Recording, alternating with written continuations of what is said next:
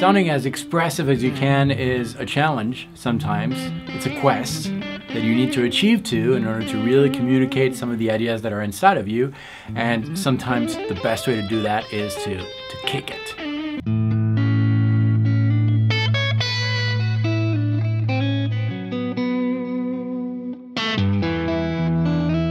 Hi, my name is David Wallerman. Welcome to this channel, which is all about helping guitar players like you find your voice on the instrument, develop it to tell your own personal musical story. And today, we're going to take a look at a very simple concept that you can expand on, just like all my lessons. They're just tiny little nuggets of something that hopefully can become something else. And today, we're going to take a look at what I call kicking a note. It's basically playing a note, playing an idea, and then playing it again by kicking it from above or below. I'm talking about quick slides, and we're gonna take a look at the close-up. Grab your guitar. I want this to be interactive. If anything, during this lesson, if you can play a few notes and experiment that, that's something that is gained. And I know that in a busy life, sometimes it's hard to get time to actually practice. So go ahead, grab your guitar. Let's take a look at the close-up. Let's work in the key of A minor pentatonic. We're going to consider the first position. The main concept here is to play a note. Let's take, for example, the 3rd string 7th fret. And then hear that note a second time, but that note is going to be approached by a slide from the note that is just before that note within the scale. So if we are playing the 3rd string 7th fret, we're going to hear that again, but approached from the 3rd string 5th fret, because that's the note just before within our scale. The fingering is really important here. You need to kind of plan in advance first when you're working on this technique. Then it really comes naturally. But in this case, if I'm on the 3rd string 7th fret, I'm using my ring finger, and I can use my index on the note just below, which is on the 5th string, to approach that 7th fret again from the 5th with the index. So I'm just using ring and index.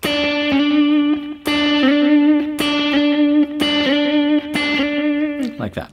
Now what's really important is not to play with your pick or your fingers twice. Just play once and then do a quick pull-off and a slide at the same time. So it's simultaneous. You're doing the pull-off and the slide.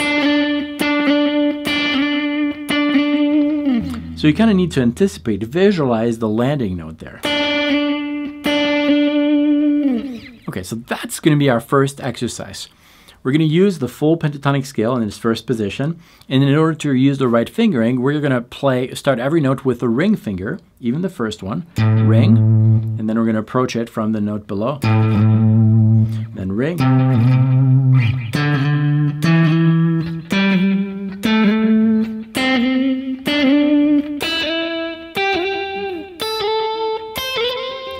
That's our exercise. You need to be comfortable with this. Now I should say, because the pull-off and the slide is really quick, the note you're sliding from is not as important as the note you're landing to. So if we were, for example, playing that 3rd string 5th fret, which is preceded by a note on the 3rd string 2nd fret, that is kind of a stretch here between the ring and the index. It's okay if you're approaching this from another note, a note a little closer, like the 3rd fret, for example. Even though that 3rd fret is not within that pentatonic scale, it's still okay because it's so quick. It's more of an effect type of thing. So I want you to get used to doing that, and then I want you to try to apply this kind of concept with some licks that you already play. So for example, maybe we have a lick like this. Okay. Maybe we can, with that last note, do something like that. So we're transforming this by this.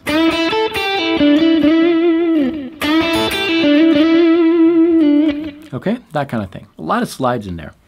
Now we can reverse the movement instead of starting with a note that is higher and then sliding into that note from below, we can start with a note and slide into it from above. It needs to be really quick.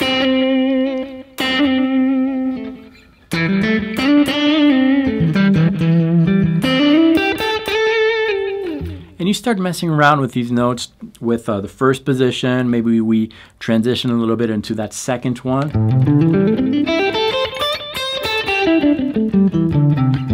You start combining both. It's a great way to go from one position to the next.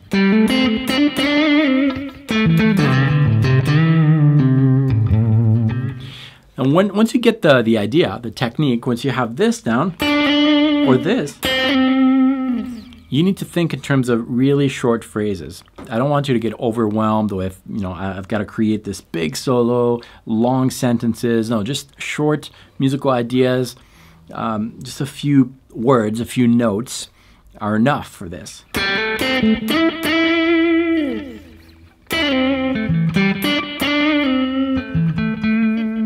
And be as expressive as you can there.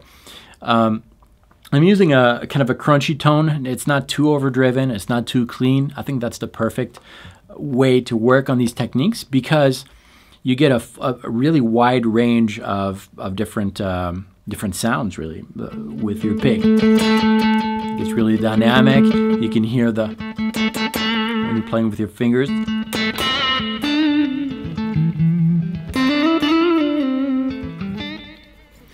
I think it's the best tone for that kind of thing because this is an expressive technique, and if the tone helps your expression, you've got it made. I'm going to play a little bit here, and I'm going to gradually transition into getting some modal sounds with this. So I'll make the distinction between a pentatonic scale, a 5-note scale, and the full mode, which is a 7-note scale. For example, Dorian.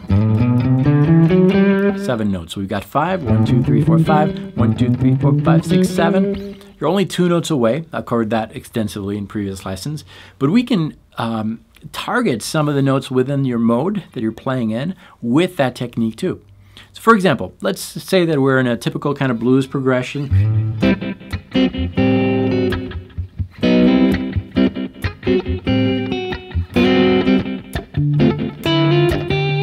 Okay, and you're thinking of the A minor chord, A minor 7 chord as a Dorian mode. Well, I'm going to start with my pentatonic scale.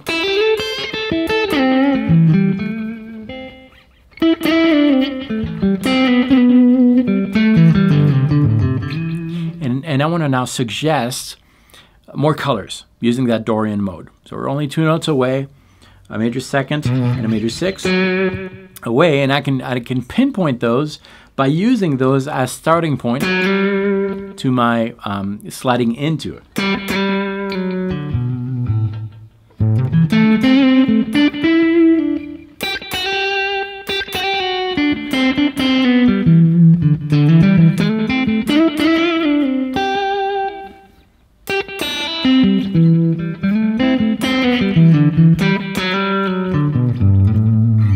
It's a really easy way to kind of, ease your way into those more expressive scales, the 7-note scales like that. So this works on a pentatonic-based type of improv, but also in modal improv, and maybe more so the cage system type of thing, where it's a narrower scale as opposed to the 3-note per string system, which works too, but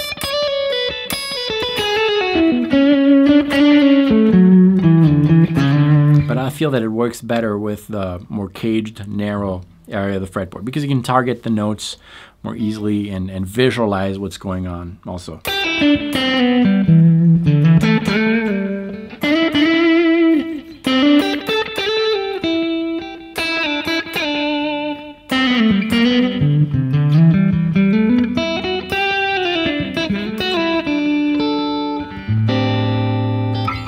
Anyways, that's what I had for you.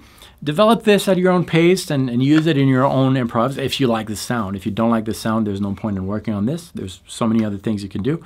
Hope you enjoy this. To help you practice this concept, I have a few backing tracks that you can download for free with some charts and scale suggestions. All you need to do is visit the link below, enter your best email address, and I'll be sending you those right away. And if this was your first visit on the channel, thanks for checking this out. You should consider subscribing because every week I have about 3 videos like this one helping guitar players like you find your voice, develop it to tell your own musical story. No one can play the way you play on the guitar. This is what it's all about. Thanks for watching this. I'll see you next time.